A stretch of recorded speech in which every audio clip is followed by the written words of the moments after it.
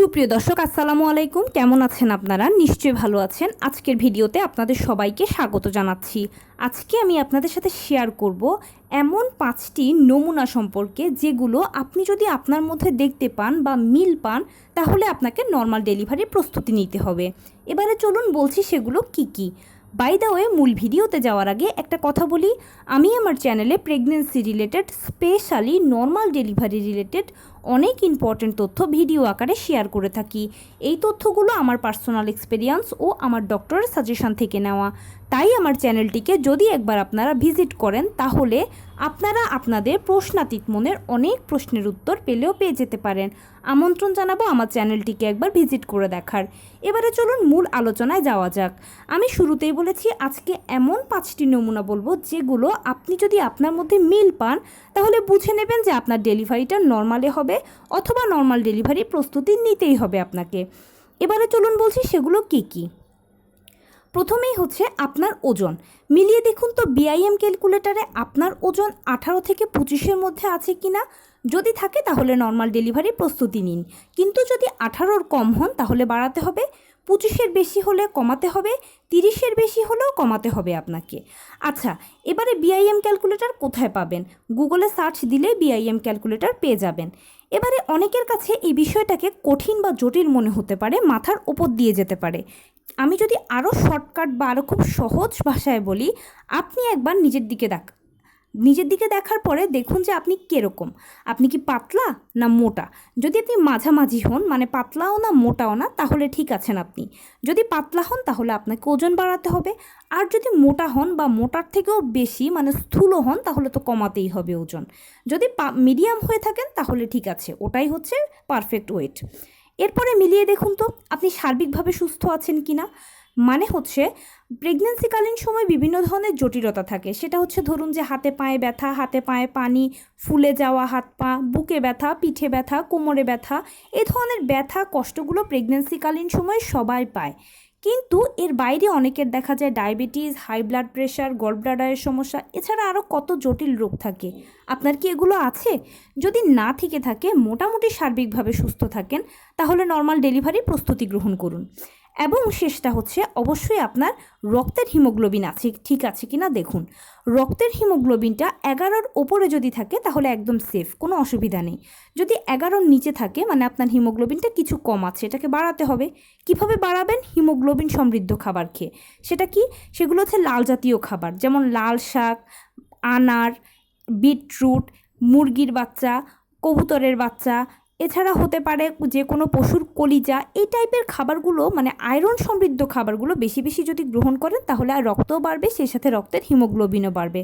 আর রক্তের হিমোগ্লোবিন বাড়ানোর জন্য লাল জাতীয় খাবারগুলো খুব গুরুত্বপূর্ণ ভূমিকা পালন করে। তাই একটু লাল টাইপের খাবারগুলো বেশি বেশি করে খেলে আপনার রক্তের হিমোগ্লোবিনটা ঠিক হয়ে যাবে। এবারে মিলিয়ে দেখুন তো আপনার বাচ্চার পজিশনটা ঠিক আছে কি না। বাচ্চার পজিশন সেফালিক আছে কি না। সেফালিক মানে হচ্ছে বাচ্চার মাথাটা থাকবে নিচের দিকে, মানে আপনার যৌনাঙ্গের দিকে, আর পা থাকবে বুকের দিকে থাকবে। এরকম পজিশন যদি হয়ে থাকে তাহলে এটা সেফালিক পজিশন। তাহলে তো বাচ্চা নর্মাল ডেলিভারির জন্য পজিশন বাচ্চা ঠিক আছে। আচ্ছা, বাচ্চার প্লাসেন্টা কি আপনার? অ্যান্টেরিয়র, পোস্টেরিয়র নাকি ফান্ডাল? যদি আপনার বাচ্চার প্লাসেন্টা অ্যান্টেরিয়র, পোস্টেরিয়র, ফান্ডাল হয়ে থাকে তাহলে কিন্তু সে একদম ঠিক আছে নর্মাল ডেলিভারির জন্য।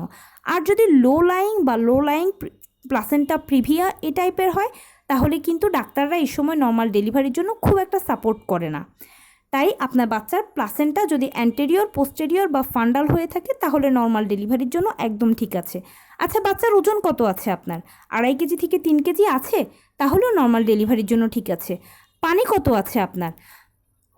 5 থেকে 25 সেন্টিমিটার আছে কি? যদি থাকে তাহলে একদম নর্মাল ডেলিভারির জন্য আপনারা পারফেক্ট আছেন। আচ্ছা, আপনার বাচ্চা সার্বিকভাবে সুস্থ আছে তো? মানে হচ্ছে ধরুন গলায় নাড়ি পেঁচানো নেই, অথবা মনে করুন গর্ভের ভেতরে অনেক বাচ্চা থাকে ঠান্ডা লাগা অবস্থায় থাকে, এরকম ধরনের কোনো সমস্যা কি বাচ্চার আছে? যদি না থাকে, বাচ্চা যদি সুস্থ থাকে তাহলে তো আর কোনো অসুবিধাই রইল না। আপনারা মা বাচ্চা উভয়ই তো নর্মাল ডেলিভারির জন্য ফিট আছেন, তাহলে নর্মালেই বাচ্চা হবে, ডেলিভারি নর্মালেই হবে। সেজন্য আপনাকে নর্মালের জন্য অপেক্ষা করতে হবে। ডেট পর্যন্ত অপেক্ষা করুন। ডেট যদি ওভার হয়ে যায় তাহলে আরও 1 সপ্তাহ অপেক্ষা করতে পারবেন। অবশ্যই সেক্ষেত্রে খেয়াল রাখবেন বাচ্চার নড়াচড়া ঠিক আছে কিনা, এবং আপনি আপনার ডাক্তারের সাথে আলোচনা করে নেবেন এ ব্যাপারে। ডাক্তার যদি সম্মতি দেয়, বাচ্চার যদি সব কিছু ঠিক থাকে, তাহলে ডেটের পরেও 1 সপ্তাহ অপেক্ষা করতে পারবেন। আর যদি আপনাদের এই নমুনাগুলো সব মিল থাকে, তাহলে ইনশাল্লাহ ডেটের বহু আগে নর্মালে বাচ্চা হয়ে যাওয়ার চান্স অনেক অনেক অনেক বেশি। এবারে একটা কথা যেটা না বললে এখানে নয়, সেটা হচ্ছে যে এই ভিডিওটা এখন যারা দেখছেন, অনেক আপুরা আছেন ফার্স্ট ট্রাইমেস্টারে গর্ভবতী, কেউ কেউ আছেন সেকেন্ড ট্রাইমেস্টারে গর্ভবতী, কেউ কেউ থার্ড ট্রাইমেস্টারেরও আছেন। এখন যারা এগুলো শুনছেন তাদের মনে হচ্ছে যে আমার তো এটা মিল নেই, আমার তো ওটা মিল নেই, আমি তো এটা বুঝতে পারছি না, আমি তো ওটা বুঝতে পারছি না। দেখুন, প্রথম থেকে অষ্টম মাস পর্যন্ত মা এবং বাচ্চা উভয়ের মধ্যেই কিন্তু ঘুরে ফিরে বিভিন্ন ধরনের চেঞ্জ আসতেই থাকে। শুধুমাত্র নবম মাসে গেলে মা ও বাচ্চা উভয় একটা সেটেলমেন্টে আসেন, কেননা নবম মাসটা হচ্ছে ডেলিভারির সময়।